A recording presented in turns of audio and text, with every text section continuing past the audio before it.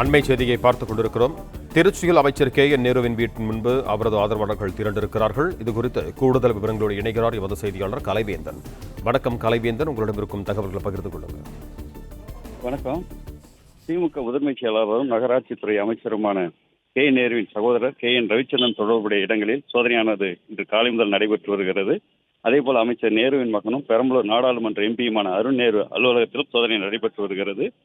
அந்த வகையில் திருச்சி திலைநகர் 5வது குறுக்கு தெருவில் அமைச்சர் KN நேரு வீட்டில் அமலாக்கத்துறையினர் இன்று காலை முதல் சோதனை நடத்தி வருகின்றனர். இதனால் அங்கு பரபரப்பு ஏற்பட்டுள்ளது. அமைச்சர் நேருவின் ஆதரவாளர்கள் குவிந்து வருகின்றனர்.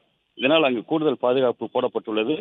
மேலும் அந்த குறுக்கு தெருவில் இருபுறமும் பேரிகார்டு அமைக்கப்பட்டு வெளியாட்கள் யாரும் அனுமதிக்கப்படவில்லை. இதே போல திலைநகர் 10வது குறுக்கு தெருவில் அமைச்சர் நேருவின் சகோதரன மறைந்த ராமஜெயம் வீட்டிலும் சோதனை நடைபெறுகிறது. இந்த சோதனையின் போது முத்துக்குமார் என்ற திமுக தொண்டர் தான் கையில் மறைத்து வைத்திருந்த கருப்பு கொடியை காட்ட முயன்றார்.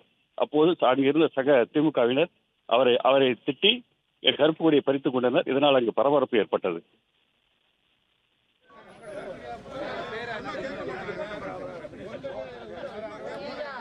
பிளே ஸ்டோர் மற்றும் ஆப் ஸ்டோரில் இருந்து பாலிமர் செயலியை QR கோடு மூலம் பதிவிறக்கம் செய்யுங்கள். செய்திகளை உடனுக்குடன் பெறுங்கள்.